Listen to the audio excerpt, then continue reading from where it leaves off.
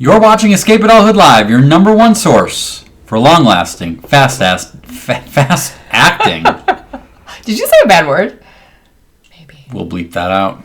Physician-approved adultitis relief.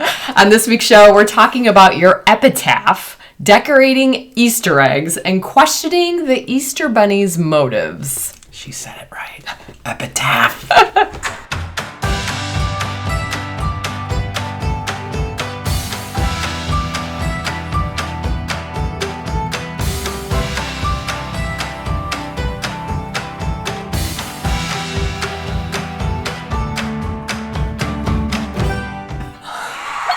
Greetings and salutations, everyone.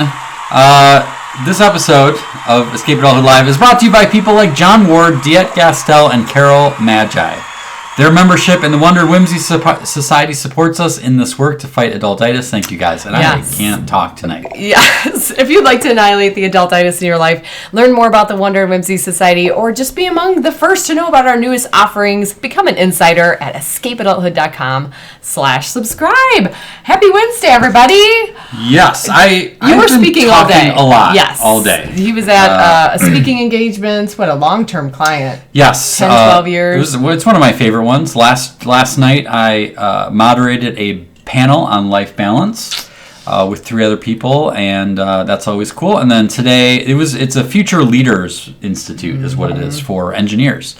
And today we unpacked what we heard at the panel, and then I did a presentation this afternoon. So it was busy. You were sharing at dinner over tacos tonight. He was sharing how insightful this panel was of just kind of what eye-opening of how much the pandemic has changed people's perspectives on workplace environment and balance. So I bet I can't wait to go for a walk soon and hear all about it. Yeah, it's interesting because obviously we do this. So we don't go into an office or have the traditional workplace environment. What is it? So it's definitely not traditional. But it is interesting how the pandemic has really upset the apple cart in a lot of ways, and in many good ways. But the challenge of trying to figure out how much to keep virtual, hybrid, come back into the office, because people got used to it, and some people really took to staying at home and getting into the routine, and then other people drove them crazy to not be around the water cooler. And there was a lot of talk about that and the pros and cons, and some of it is generational. So like I said, some of it is just between introverts and extroverts, and it's a very, very interesting discussion that is, I think, going to continue and is happening in many industries. So right, we're almost, I'm guessing the idea of safety is almost out of the conversation now, and now it's like preference, efficiency, productivity, right? Like all these new ways to look at it. It's not what we need to do, it's now what do we want to do and what do we have to do. Yeah, someone brought up the question of what about the 40-hour work week? Where did that come from? And so I actually Googled it last night and did some research, and then shared with them what I had found. And that would be another show. Yeah, but let me just say, spoiler alert, the Great Depression is why we have the 40-hour work week. Interesting. So a little teaser for some future episode, perhaps. But I am getting so hungry for Easter candy, especially because I gave up sweets for Lent. But I mean, this asked in the pre-show about what's your favorite Easter candy, and a lot of good choices here. Sweet tart chicks and ducks. I'm with Tracey. Chocolate anything. Mm-hmm. Yep. Peeps. Yeah, Peeps are in Pennsylvania. That got brought up by quite a few people. Okay. Yes. Interesting. That's a hot debate. We're gonna settle that debate in a future show. Yeah, I'm wondering if Paul is also wondering 40 hours. Who actually works 40 hours? Try 55 or 60, right? I know. Jelly bellies. Someone brought up the Reese's peanut butter cups. I just got to say that is one of the best things about Easter are the eggs. Egg-shaped ones. Because the ratio of peanut butter to chocolate better. Is ideal. Mm-hmm. Makes a regular peanut butter cup Sharon not as good. Has some brownies that are special. That's right up my alley. Interesting. Well, tonight we got a really fun show. We do have Easter on the mind a little bit because it's coming up, and we would ask that if you would be willing to share this with your people. So let them know. Your peeps. Your peeps. Your peeps. We're going to be talking about Easter eggs, giving you some tips on decorating Easter eggs. And we're going to be talking about epitaphs, because today, according to the Escape Adulthood Celebrate Everything calendar, is Plan Your Epitaph Day. So, do we want to get into? I think first we'll talk about the Easter eggs. Right. Okay. Let's do it. That'll be fun. Fab 5 fun and easy ways to decorate eggs that is more than just the old-fashioned food coloring. Let's do it.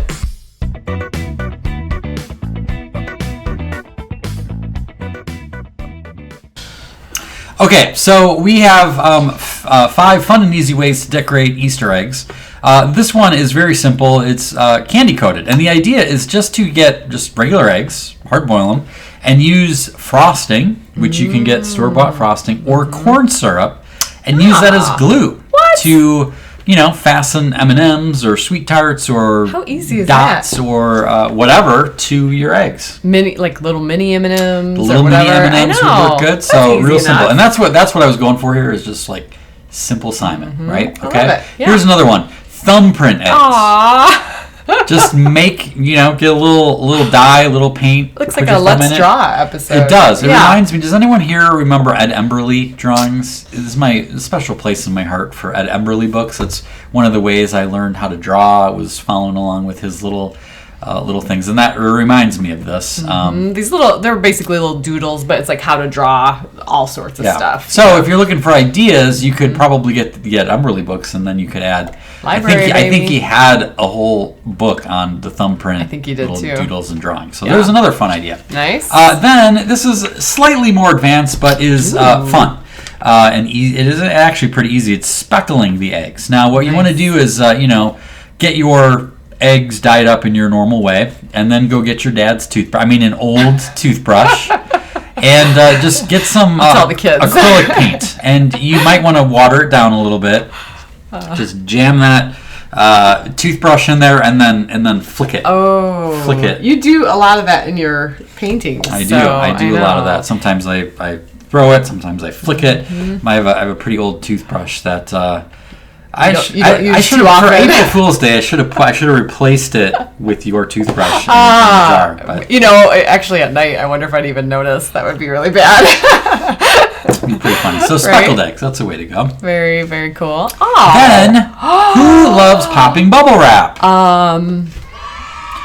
What if you use that to decorate your eggs? Just get little strips of bubble wrap. Get some paint, rub it around. Get some maybe like a paper plate or wax paper. Throw some paint in there. Put your bubble wrap on it and wrap it around the egg. I love that this looks like they actually maybe let it dry and do another layer over it. I mean, takes a little patience, good, right? But you could also use a blow dryer. You could. Yeah. Yeah, not too shabby. And acrylic paint dries pretty fast. Yeah, so that's true. That works pretty good. And then this is a fun one. You've seen chalkboard paint, right? Chalkboard paint's kind of a cool thing. You can make your walls or whatever. Just get chalkboard paint, paint it, and then draw things in chalk on your eggs. That is genius. It is, right? And it gives you an excuse to buy colored chalk. Who doesn't want to buy colored chalk? Everyone who had a chalkboard in their classroom growing up wanted the colored chalk, right? Yeah. And I think that there's something really rad and different about the black eggs. Now, I know like you wouldn't think like black eggs. No, that looks really with adding with the chalk, it really stands out. All right, so that's 5. I actually have a 6. I love it when you break the rules. Just because this one is... We wanted more. This one is not exactly easy, but it is pretty cool. It's simple. It just takes more. It just takes time. That's what it is. So it's not harder. It's not hard. It just takes time. All right. So it's mosaic eggs. Oh. So what you do is you dye up your eggs like normal, and then sacrifice a few of them. Yeah. And take the peels off and crumble them up. All right. And then take those crumbled shells and glue them onto the other eggs to create really cool. a mosaic or almost like a stained glass window kind of a thing.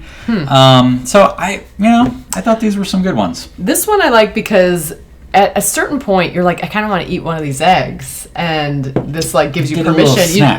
Because it's going to take you a while. You need so a little protein snack in between.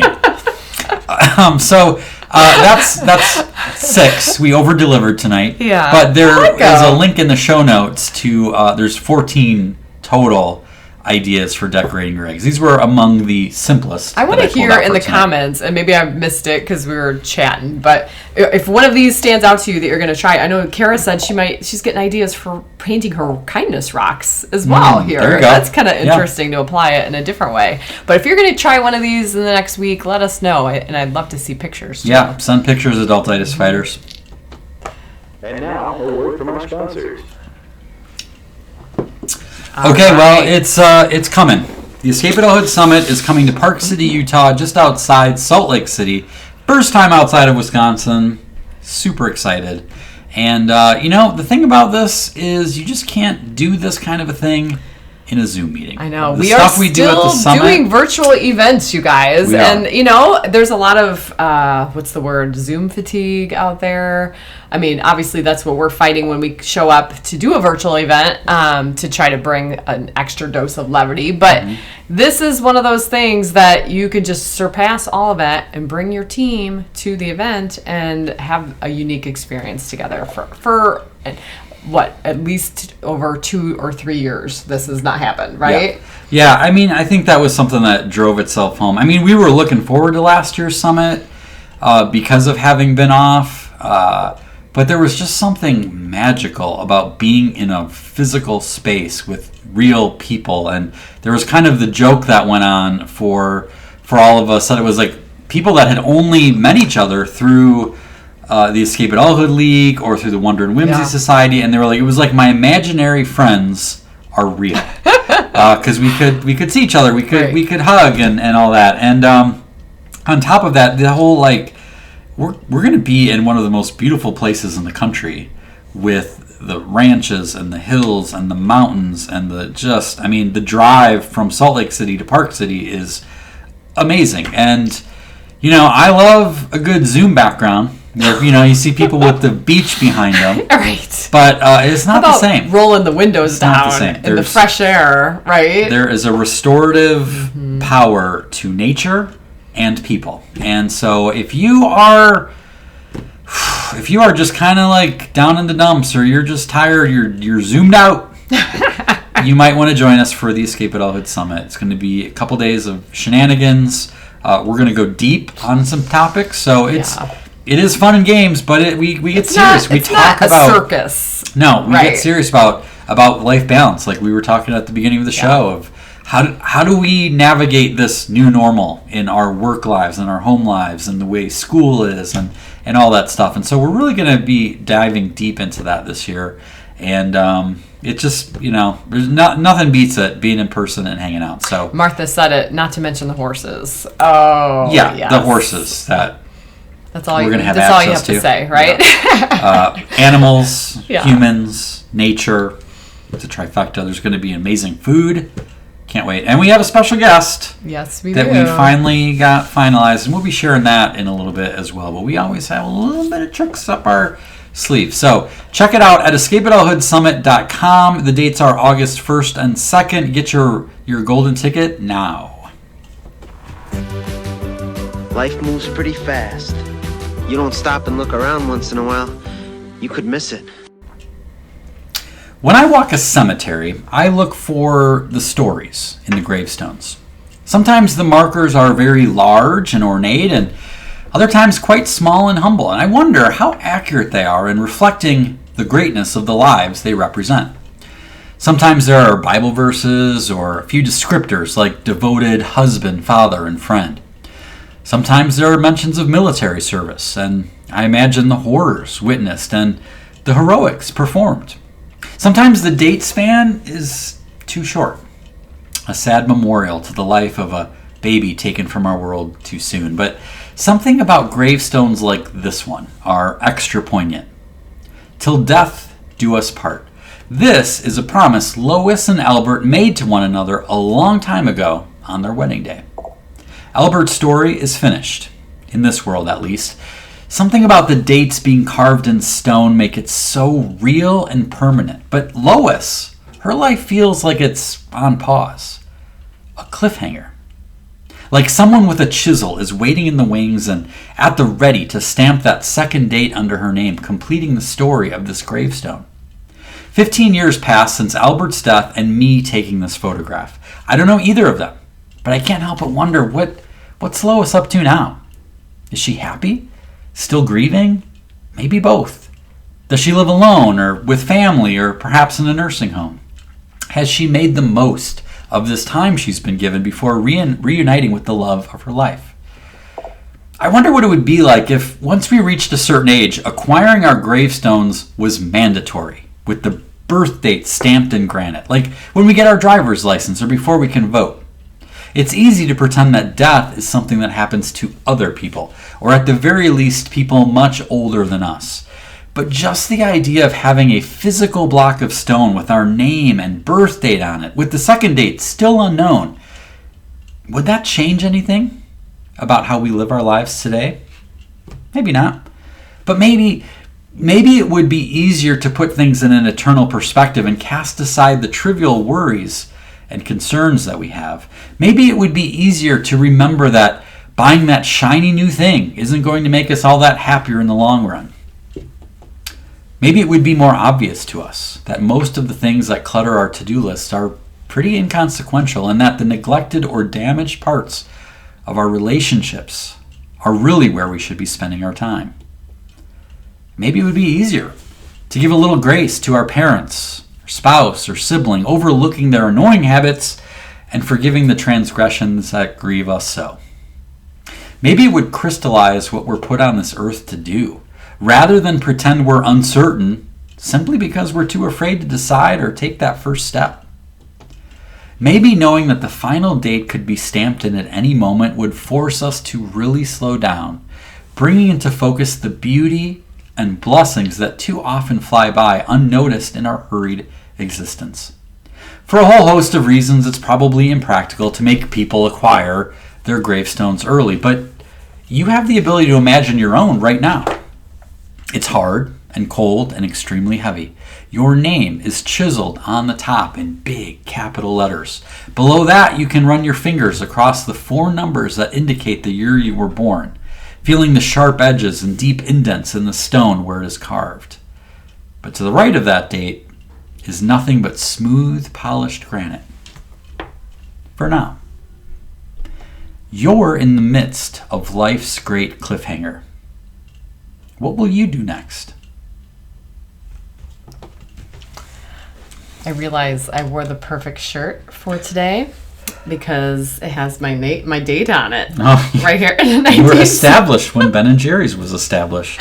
I've already got my date right on me tonight. But this is a hard-hitting one. It's a little bit deep. Yeah. You know? I think when we talk about Easter, right, we have the fun of the Easter eggs and stuff, but for people that celebrate the religious side of it, like death and what comes next is a big part of that. And I'm curious, I'm kind of springing this on you, but with it being Plan Your Epitaph Day, I think your mom would always joke that she wants on her tombstone, she tried. That's what she wants. She tried. Which fits. I think that fits her personality, and it's accurate. She had another one. She used to talk about her gravestone all the time growing up, but she would leave us in the car to go into the store or something, safely, right? And she'd be like, "I'll be back." And she would always say that, "I'll be back." And then she's like, "I'm going to put that on my gravestone." I remember that. That's hilarious. "I'll be back." I remember her saying that one too, yeah. Although she tried a shorter, cheaper. She tried. Depending what mood she was in. Right. I tried. I know. So does anything come to mind for you? Oh, like words? Yeah. Putting on there? Your tombstone? Oh, boy, that does put me on the spot, doesn't it? It's the worst thing to do for an introvert. I know. I didn't even think about it for myself. I'll just make up an answer. That's what I usually do when I get put on the spot. You can think about it later in the show. Yeah, let me come back to it. But that is kind of neat. There is something about the idea of, is there a phrase that summarizes what you want to be known for, right? Yeah. So that's and are you living up to it? But I remember the photo I shared there. We were in Door County. It was a really cool old cemetery in Door County, and there was just something so neat to walk gripping about that open date because it was the husband and wife pair, and it's you've heard that saying, right? Like you're born and you're dead, and that dash is really what tells the story, right? But it's kind of interesting to think about that, it's like the cliffhanger, like what's going to happen next. So yeah. Rich, I believe, Rich said thought-provoking in a good way. Thank you, Rich. I appreciate that. And Stacy says she is busy still living that dash. Yeah. She put that up when you talked about what is she doing. Yeah, that's cool. So, food for thought. But you know what? I think it's time for... Let's draw.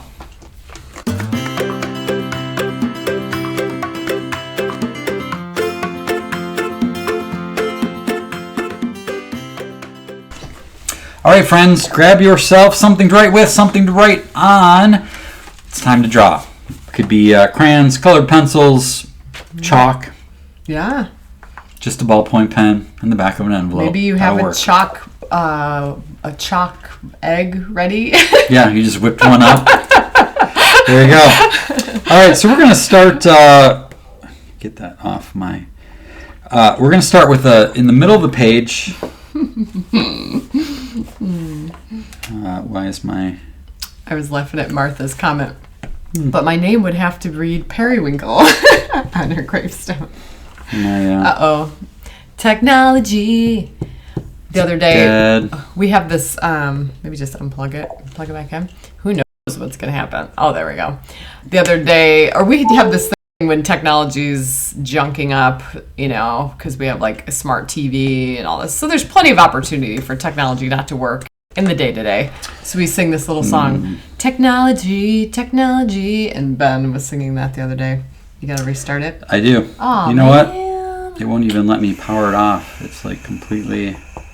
All right. I don't know what we're gonna do. Plan B. What is Plan B? Does anybody have a... Do we have a piece of paper? It's here. And I can't do anything. So here, just try it on paper tonight. All right, sure. How about the remote camera? Okay. Why don't you give me this? Pen and paper, right, Helen? Let's do this. I get to be the camera person tonight, so I will sacrifice drawing for now. All right. Wait let me till you get this. see this, Here we go. yo. Here we go, yo. Did we spoiler alert? Okay. Whatever. It's not that big of a surprise, but I do need to have that. All right. All right. So it's upside down for you. Sorry, guys. There we go. All right. Okay. So in the middle of your paper, we're gonna draw an egg. Okay. All right. There we go. We got our egg. Okay, now we're going to draw some ears. Because this is not just a regular egg. We're not stopping with an egg, okay? We're going to draw an ear up there like that. And then what I'm going to do is on this side, I'm going to do a little bit different. I'm going to draw about 3/4 of the way. See how I did that? And then I'm going to kind of bend it down like that. And then we're going to finish off this part of the ear. And then we're going to make a line coming down like that. So it's got a little bit of a floppy ear going. And then we're going to just draw the inside of the ear. Just kind of like mimic that shape over there. And then this shape, you'll just get half of it because it is, it's bent over, right? Mm-hmm. All right, now here's where it's going to get freaking adorable, you guys. We're going to draw a couple little eyes. Like this, okay? And then a little triangle, a little nose, and then we're gonna put in the little bunny smile, okay? And then I'm gonna make a little chin here, just to give him a little chub going on, a little chubbiness, and then I might make some little rosy cheeks there. If I had my color, I would be making those colorful. And then we're gonna put some whiskers, just some lines coming out. And so what have we just drawn? We just drew an Easter bunny Easter egg. Like that Easter bunny. Kara called it a Easter bunny egg. Easter egg. Yeah. So and then let's add a little bit of little fun here. So if we draw a little a line with a little curve to it here to go with the illusion of the shape. Right, gives us the shape of that thing, the egg, and then we'll do a couple more lines like that, underneath that. And you could stop here. You could make it a little rainbow egg. Or what we could do is we could draw a line down the middle and then draw another line with, again, a little bit of curve to give us that illusion, Michael, of the shape of that egg. And now he's got a little checkerboard pattern. And that could be kind of fun. And we're going to put some scribbles in here for the grass that this egg is in. And there you go. You got an Easter Bunny Easter egg. That's so cute. And, of course, you can design it however you want. You could do the little stripes. You could do the little checkers. You could do hearts. You could do little polka dots. I want to see the drawings that come in. I want them to be good. And I want them to be creative with your little additions to them. Right? So, Rich says, hope it's not Humpty Dumpty egg. more power to you if you want to make it so. I was going to show them the table. I know, Stephen, we have showed our Wonder and Whimsy Society a lot of the backstage aspects of our set here.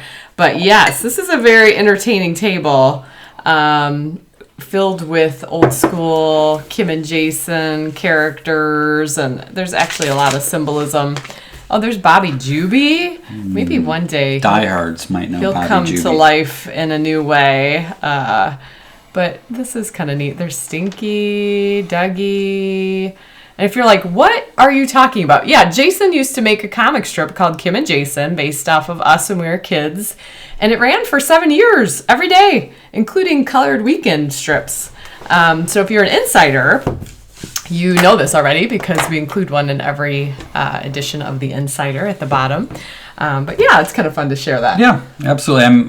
Thank you for playing along with us as we had the technical difficulties. But Technology. The show must go on. And we have some drawings to share from last week. We have our favorite husband and wife duo that has been regularly sending. Not necessarily. I know there's some husband and wife duos watching. But I mean the ones who are actually sending us their drawings. Improvisation on this one because she ran out of paper or like room. So she switched it, put the tip on the bottom. I love that. I like that. Yeah, I didn't notice that. And it's doing the spinning around. Right. And then her husband, Rich. This is cool. Who put his little, I love that little adorable face. It actually makes me think of the little Kool-Aid man. He's got a Kool-Aid man-ish little look. But I love that box of crayons back there. And Stephen Saki, regular contributor, does a great job as always. And then a fairly new, I think she may have submitted a few times. But Polly did a great job turning hers into a tutu-wearing crayon clown. Or crayon wearing a tutu. Crayon wearing a tutu. Like that's... Yeah. It's like one of those magic eye posters. Depends on how you look at it, right? Yeah. So thank you. We got some other good ones we'll be sharing probably next week. But I appreciate everyone who plays along with us and sends in their drawings. And even if you're watching this as a replay, many months down the line, we love to see your drawings. Just send it to kj@escapeadulthood.com and then tune in for the next couple weeks. You might see it. Looks like we might be getting drawings from Kara and Paul. Oh, we got the husband and wife. It's going to be a spouse off. It's gonna get real quick. All right, well, let's move on. But yes, please send us your drawings to kj@escapeadulthood.com.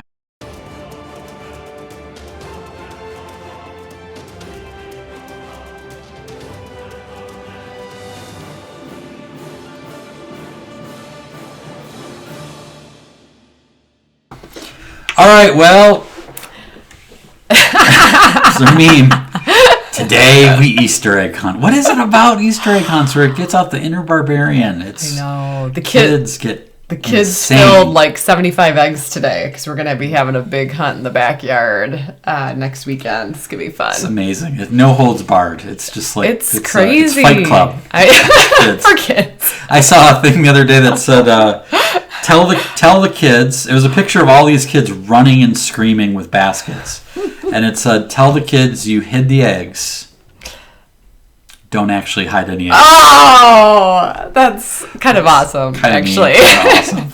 Seems like something Adultitis would do, but why is it so fun? We could do, and the kids aren't watching right now. They may not see this is we could hide them in one part of the yard, like the front or the back, but then tell them that it's the opposite. Yeah, see how long it takes them and then be like, crying. Just kidding, it's in the front yard or whatever. I don't know. Is it cool or is it fun? The day adultitis ruined Sometimes as grown-ups, you gotta do things like that just for your own entertainment. Well, speaking of adultitis, here's another fun fact. Dougie, right here. Yeah, this is the table. It's the adultitis guy. Yes. So back in the day, when we first established the Cure Adultitis Institute, we created a series of public service announcements that were videos to let people become aware of the dangers of adultitis. And we were able to find one person who was the epitome of adultitis. I mean, we affectionately called him the adultitis guy. Not to his face, of course, that would have been rude. But we brought a documentary crew and somehow agreed to let us come into his home and follow him around and get his thoughts. And I think he's one of those people that's really opinionated and loves to share their opinions, just like many of the people who you encounter on Facebook. They like to tell you what they think about stuff, even if you didn't ask. And so we did this series and I really think it made a difference. I think it really made awareness of adultitis at an all-time high. This is the and extreme. How bad this it can is full-blown adultitis. How bad it can get, yeah. Right, and then you could kind of see where you line up. So this one just so happened to be around Easter. It was around the stuff that happens at Easter. And you might think like Easter, like bunnies and eggs and chicks and candy. Like, what's to be Grinch about it? Why would you have adultitis? Well, go figure. This guy showed us how you can have adultitis. So we'll show this video. It's a little old, it's a little grainy. Pulled it out of the archives, but we hope you enjoy it, and most of all, we hope that you heed its warning.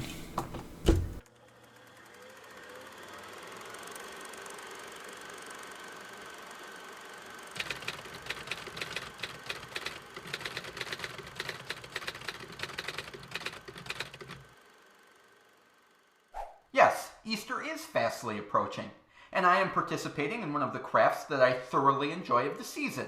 I do like ornately painting eggs. That's why I have this here. Did I get it from an Easter bunny? No, I picked it up at my local grocer. Thank you very much. You're telling me that the Easter bunny lays eggs? I'd like to see it.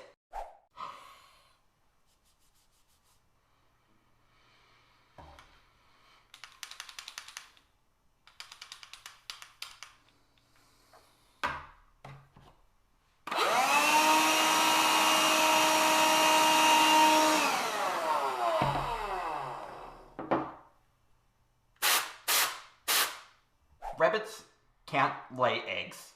It's humanly impossible for a rabbit to lay an egg. If one did, you'd probably be worth billions. You could sell it at Sotheby's, probably get £1 billion. Okay, and if a rabbit were to lay an egg, pray tell, what would hatch from it? Another rabbit? A bird? A reptile? Pterodactyls? No, that's dumb. Why? Who would believe that? I don't believe it because I watch the Animal Planet and I have Encyclopedia Britannicas. Now, if you want to come in here and say, hey, I know that rabbits lay eggs. Well, they don't. It's a fact and you can take it to the bank. Look it up. Whenever I see the Easter Bunny gallivanting, he has a large basket of eggs. Has anyone ever asked where he's gotten those eggs? Does he carry a wallet or a billfold in the back of his fur and go into the nation's grocery stores buying grade A and B eggs? Is he a stealer? A hardened criminal? I think so.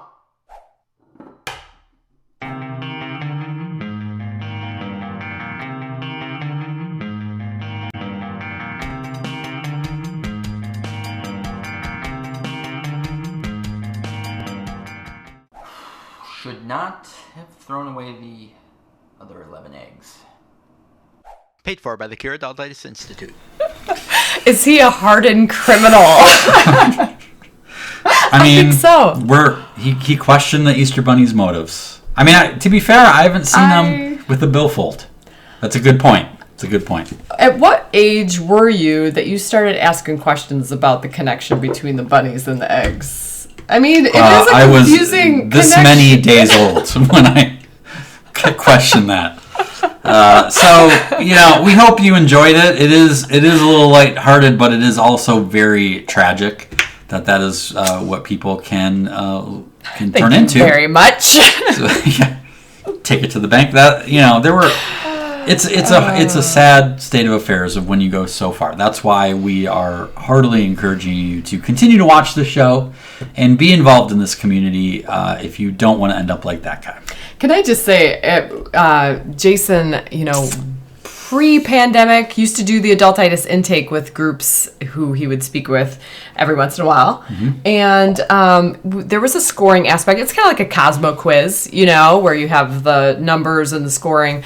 And I have been there for many an event that, without knowing what was good, like high numbers or low numbers, right? Basically, you'd have one or two people in the audience that would be full-blown adultitis. And sadly, often they were like the boss. Right? Yeah, it's kind of awkward. Then you're like, oh no! Here's that check back. No, it's more like, I'm glad I'm here. But, yeah, right. But yes, that does remind me of that there would be one or two, and it was never that big of a surprise of who it was. Yeah. Well, hopefully you got a good laugh out of that. But you know what? It is time to do a little bit of a giveaway. And I think now that we're in the adultitis mood, getting inside the mind of adultitis, you might be able to This'll help. Use that to your advantage.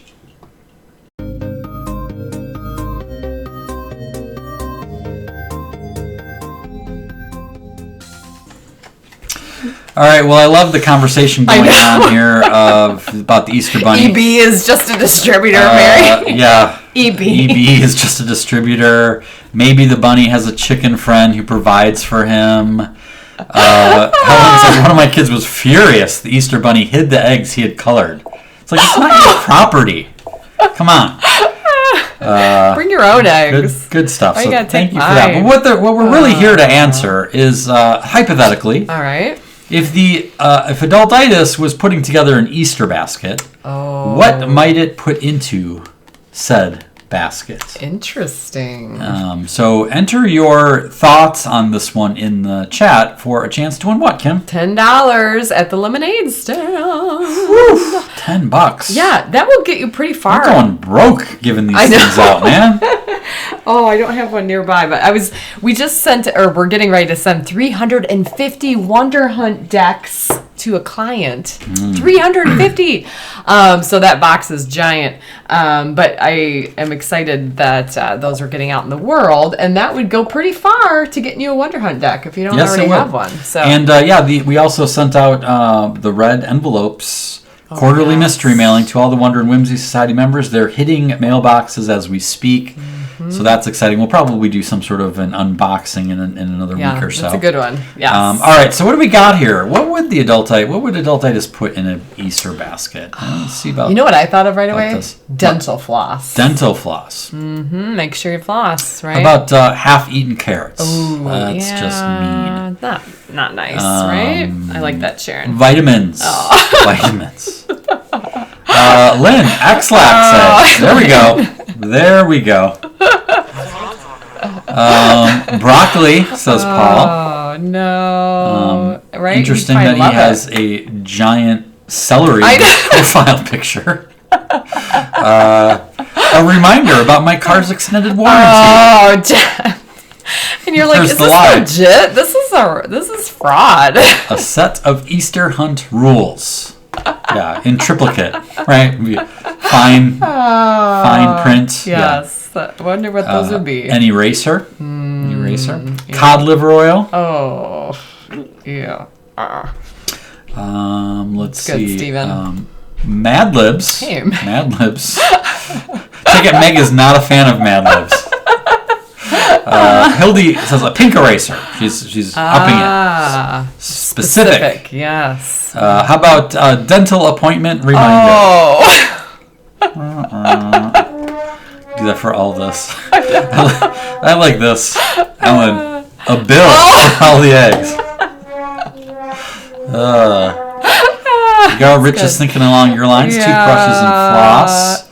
With the reminder for your next appointment, yes. right? Frying pan. Adultitis wants to use those eggs for something practical.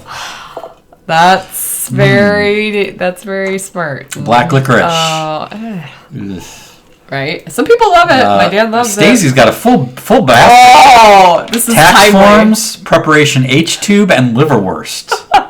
There you go. It's a little close to home with April. I think 15th. when we were in Walmart the other day and they had the Easter section, and I saw that. That was one of you can buy the pre-made baskets, and there was one with the liverwurst and the tax forms and the preparation H. Wouldn't that be a funny prank gift to put a basket together? The cellophane and ribbon, and we should make one that has all of the things everyone said, including Mad Libs. Like, why are Mad Libs in here? Because Megan doesn't like them. They're out. Right. They're out. Who would you send it to? Would you send it to someone who doesn't have adultitis or does have adultitis? That's a good question. Chapstick. Heidi says chapstick. Although when you need it, chapstick. I'm pretty happy to see it. Yeah, but do you really want to get I know. Easter basket? Unless it's like Tutti Frutti or something. Tracy says a rock. Not like Kara's pretty ones, more like Charlie Brown's right? Halloween. I got a rock. Yes, right? Yeah, I like it, Tracy. Let's see. One of my favorites. That is so cool. Oh, here we go. Bills. Oh, yeah. Just randomly picking on what people saw. They're going by here. I like that. Toothbrush, toothpaste, a liability disclaimer. There we go. Oh, no. All the insurance people are like, sorry, guys. Bunny poop. Oh. Well, we saw some deer poop recently we could put in there. About a demotion. Oh. Just like from your boss. Yeah, you're demoted. A white letter that doesn't start well. Underwear and plain white socks. That would be... Meg coming in with a little clarification. I love Mad Libs. I misunderstood the assignment. That's okay. All right. So it's better to think that you have a deep-seated hatred for Mad Libs. It makes the story better. We're just going to go with that for now. It's like, Mad Libs. Check your mailbox tomorrow. I'm going to put some Mad Libs in there. In fact, here's a tip. Here's a fun tip. Pro tip. When you're filling out your taxes for the year, pretend they're Mad Libs and just put random nouns and verbs and I feel like that's how numbers. It is anyway. Just the government likes that. Give the government employee something fun to do. A brooch, pterodactyl. Wow. I love a pterodactyl. I was gonna say, but I think he's doing a callback. Doing a callback to the video. Yes. A scale. Yeah. Oh no. 10 pounds of candy and a scale. Let me enjoy that. Why not a measuring tape while you're at it, right? Yeah. Comb. Glue. No. Plain white socks. Yes. This is good, you guys. I like it. This is good. Oh yeah, Braunschweiger. Right. Yes. Yeah, my mom eats that stuff like it's candy. No, she doesn't. Yes, she does. She likes that stuff. I've seen her eat it. Ask her about it.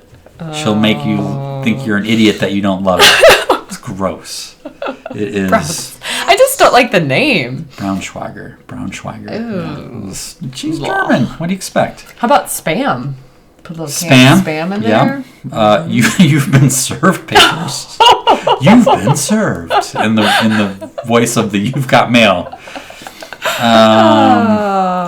Oh, that's nice. Tom says a recipe for radish stew. There we go. Now we're shower flip-flops. I like that. You ready to be grossed out? Shower flip-flops with a hair on it. A random hair. How about one of those pink things that are in urinals? A urinal cake? Yeah. It's like a big sweet tart. Like one of those big chewy sweet tarts. My first year teaching kindergarten, one of the kids came back from the bathroom with that in their hand and asked about the soap. He thought it was soap. It wasn't. Nope.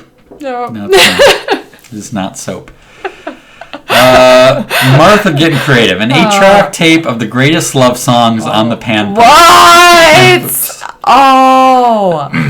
Panpipes. Is that like a pan flute? Reminds me of Times Square. It reminds me of the Riverwalk in San Antonio.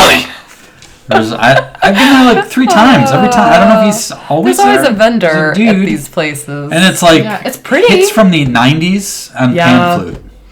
It's kind of like that supper club we go to. There's a supper club here in Sheboygan. And the soundtrack that plays, I mean, we'd go there just for that. It's like all the hits of all the world in this type of, what is it? Like elevator music. Yeah, it's elevator music, but it's... But all of a sudden you're like, is that Whitney Houston? Top Gun? Is this Michael Jackson?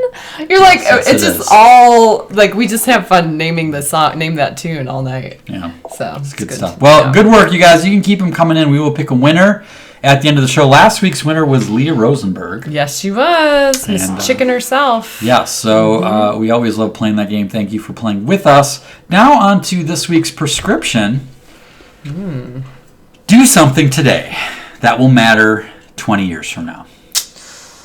And it's a little bit of pressure because you don't always know. But I got to say, I sent you an email today that I got from someone. I don't know if you had a chance to see it, but it was a really nice email I got from a reader of The Insider, and she first heard me in Houston years and years ago, and she went on to detail how many things are different in her life because of choices she started making after hearing me talk. And that's awesome. It was very humbling, and I actually sent her a little message, and I said, I'm really honored by this, but I give you the credit because a lot of people hear stuff and they don't actually do it, so that takes the action is where it's at. But it did feel good for me. I went on a little walk in between my presentations today, and I was thinking about that. I'm just like, that was something I did years ago. That it wasn't 20 years ago, but man, the difference that is in her life now, that made a difference, right? And so I think we all have the ability to make an impact that will matter 20 years from now. We always can't guarantee it or how it lands, but we can always be striving to do something that will matter 20 years from now. And doom scrolling Facebook is not going to matter 20 years from now, right? Washing the dishes may be important, but it is not going to matter 20 years from now. So a little bit of a challenge this week to do something today or tomorrow that will matter 20 years from now. I like that. And that is just about the end of today's show. But again, we want you to reminder about going to escapeadulthoodsummit.com. Check out what that is all about. We'd love to have you join us. Go to escapeadulthood.com to sign up to become an insider, because that's when you hear all of the cool new things we have going on. We have some pretty exciting things planned for the second half of this year, so don't miss out on that. But that is it for this show. Until next time, Adultitis Fighters. Shine on, spread whimsy, and keep being awesome.